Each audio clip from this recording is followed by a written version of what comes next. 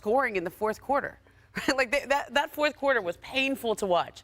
It wasn't just the foul or not foul on D'Angelo Russell. It was that they went for nothing. They couldn't score for 6 minutes in the fourth quarter. You get away from Anthony Davis. I think if they get anything out of Austin Reeves and Rui Hachimura offensively, I know those two guys are busy defensively, but they actually played very well in those first two games. The Lakers have been in position to win both of these games, to be honest with you. But I think they've got to just D'Angelo Russell is key to the series. He played well in game 2. He's got to play well again. They need something from Austin Reeves in this game from a scoring perspective. And to your point with Anthony Davis, look, I'm disappointed in Anthony Davis saying what he said. I'll be honest with you about that. I'm very disappointed. He's a veteran player. He knows better than that. You're in the middle of a war. You do not publicly point fingers at anyone. Darvin Ham, I know this man. He's very prepared. He's going to have his teams organized. He has a very good staff. So put all this stuff to bed. I think they will and come back and be ready to play. I'll tell you what, Darvin Ham talked to Anthony Davis privately, right? And there was no animosity. He just said, I love you, and let's get back together. Right. And then publicly, I think his comments yesterday were sticking up for his coaching staff but not making it a bigger story. I think those two, whatever they needed to say to each other behind the scenes was said, and I think they pivot from it. I think he's right. That was a moment of frustration. I mean, I couldn't even watch that. The end of that game was painful to watch that. But like, what were you screaming at your TV? But in fairness, though, we started off the season with the Lakers saying that Anthony Davis needs to be the franchise guy. And over the last few years, anytime the Lakers struggle, we keep saying the same thing. They need to get Anthony Davis the ball. In the fourth quarter, he only had one field goal. So I can understand why those frustrations might become vocalized in a way to hold, maybe in a small way, your coach accountable. But Zach, the Lakers, they were very close to taking game 2, even with that only one field goal from Anthony Davis. Are there any adjustments that they can make? How are you feeling? Is this the time in this segment where we talk about the team that wins the game every time they play? I mean, it was Lakers this, Lakers that, Lakers coaches, Lakers this. Now, the other team won the championship last year, and they've beaten the Lakers 10 times in a row. The adjustment was made by Denver. Credit to Lakers. They forced the Nuggets to adjust. They put Jokic on Aaron Gordon.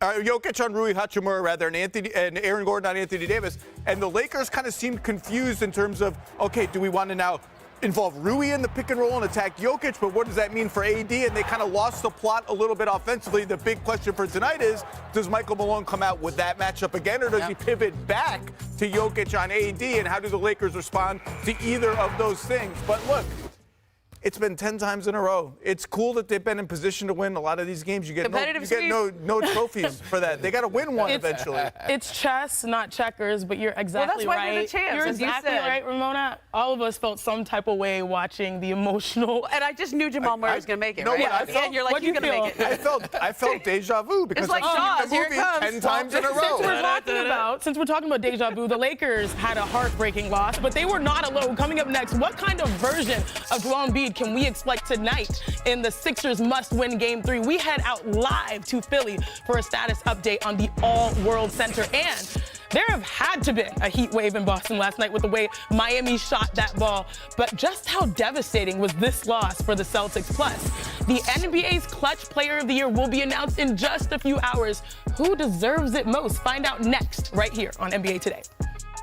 Jalen Brunson's a combined 16 for 53 from the field. They have really controlled a lot of the game in both of these games, and they feel like they could easily be up 2-0, let alone tied 1-1 if they simply have a better 14 seconds in that final moments of the game in the other night in Game 2. So Sixers overall feel good. They're confident if they stick with what they've been doing, they could get not only a win tonight, but a win on Sunday and send this series back to Madison Square Garden 2-2 for a Game 5 on Tuesday night. Yeah, but you just said it. The Knicks are up 2-0, and it's crazy that it's been over a decade since they've been in that position in a playoff series. They have to be feeling real good, especially considering that they stole Game 2. Now, if you're in your feelings about that, the league report backs it up. But, Tim, how high right now is their confidence?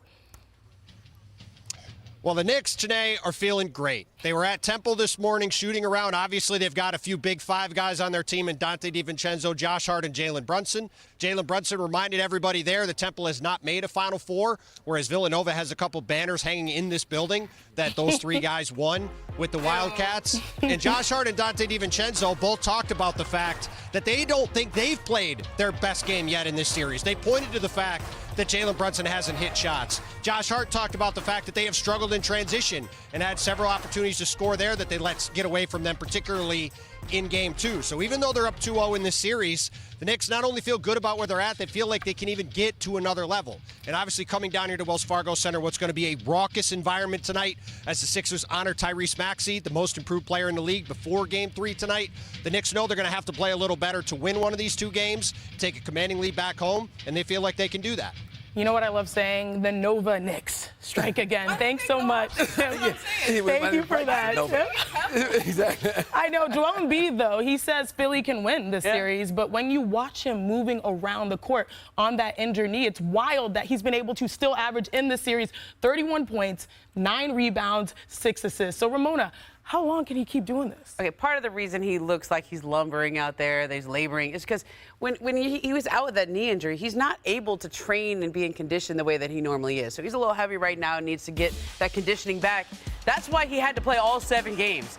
He also has a gigantic brace on, okay? So when you watch him, that's tough to walk with, that's tough to run with.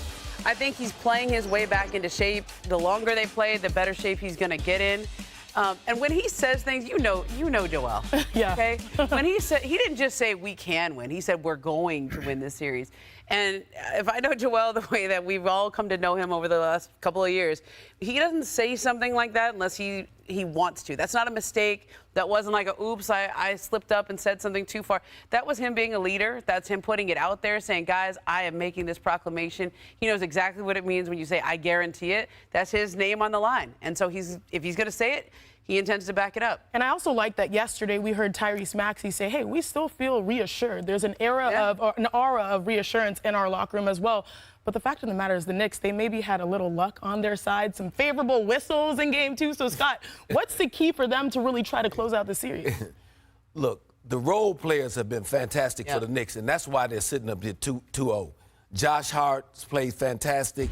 Miles McBride looks like the microwave of 2024, the old Vinnie Johnson. Isaiah Hardenstein, Mitchell Robinson.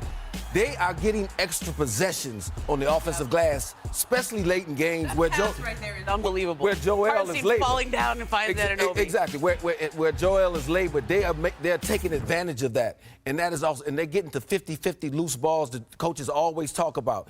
That is what's different now for Philadelphia. Their support players have to do the job when they go home because they tend at home to play better.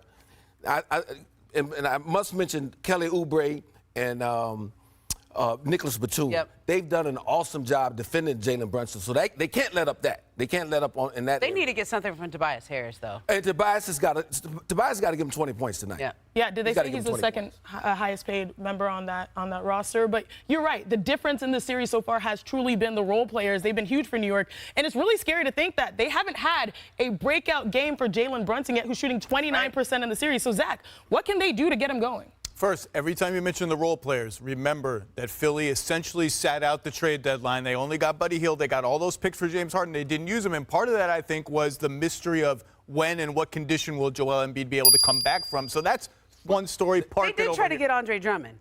Well, is that? I don't know that that's changing their life in this playoff series. On Brunson, they should be worried that Brunson is shooting whatever horrendous percentage he's 29,